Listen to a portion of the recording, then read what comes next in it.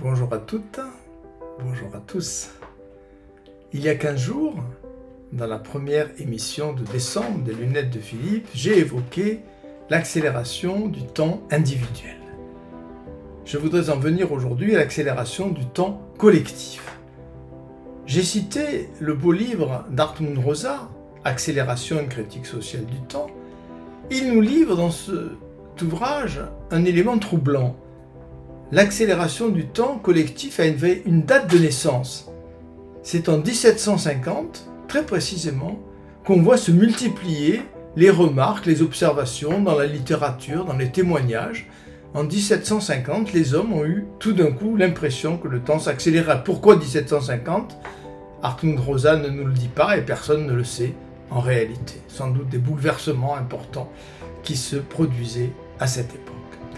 Alors, quelles sont les explications de cette accélération du temps collectif ? D'abord, une accélération technique liée aux objets. Nos grands-parents utilisaient à peu près les mêmes objets techniques que leurs parents. Aujourd'hui, nous utilisons sans cesse de nouveaux objets, tout devient obsolète. On prend l'exemple de la musique. Quand j'étais enfant, il fallait mettre un micro-sillon sur une platine pour écouter de la musique. Puis sont arrivées les cassettes, on a eu des lecteurs de cassettes audio. Et puis sont arrivés les CD qui ont fait fureur pendant quelques décennies. Et aujourd'hui, nous écoutons de la musique en allant sur des plateformes avec notre smartphone, notre tablette, notre ordinateur. Tout a changé en moins de 50 ans. Accélération du rythme de vie, ensuite. Les choses vont de plus en plus vite, la communication, l'information. On est passé de la gazette mensuelle au journal quotidien, aux journaux télévisés, aujourd'hui à l'information en continu. Et cela bouleverse complètement notre perception du temps. Les transports. L'espace et le temps sont liés. Nous nous déplaçons de plus en plus vite et on peut dire, en un sens, c'est ce que dit Hartmut Rosa, la planète est devenue 60 fois plus petite. Nous la parcourons 60 fois plus vite que nos ancêtres. L'accélération ensuite de la vitesse des transformations sociales et culturelles. Notre monde se transforme, les mœurs se transforment beaucoup plus vite que durant les siècles précédents et donc nous sommes soumis à une sorte de rythme effréné de transformation. Et puis un dernier facteur, c'est l'exécution de plusieurs tâches simultanées, ce qu'on appelle en anglais le multitasking.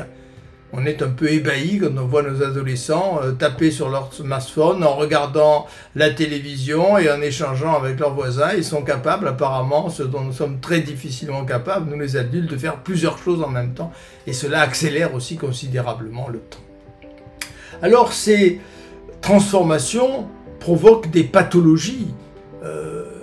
Je cite cette phrase d'Hartmut Rosa. « Nous n'avons pas le temps alors même que nous en gagnons toujours plus. » Eh bien, ce décalage, un peu scandaleux, crée de véritables pathologies. L'ennui, la dépression, le burn-out sont des pathologies du temps, nous dit le sociologue allemand.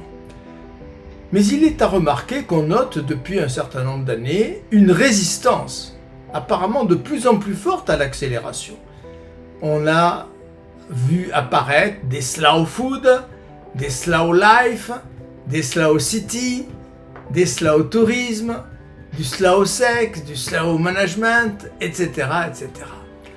Il y a eu un éloge de la lenteur qui a donné naissance à un certain nombre d'ouvrages.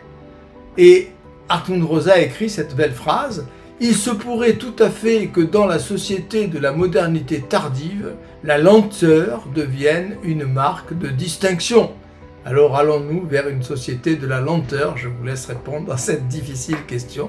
Mais puisque le temps s'accélère et que nous approchons des fêtes de fin d'année, eh bien je vous souhaite un peu par avance de très belles fêtes de fin d'année. Nous nous retrouvons début janvier 2025, cette fois pour 4 émissions mensuelles des lunettes de Philippe. Très belle fin d'année à toutes et à tous.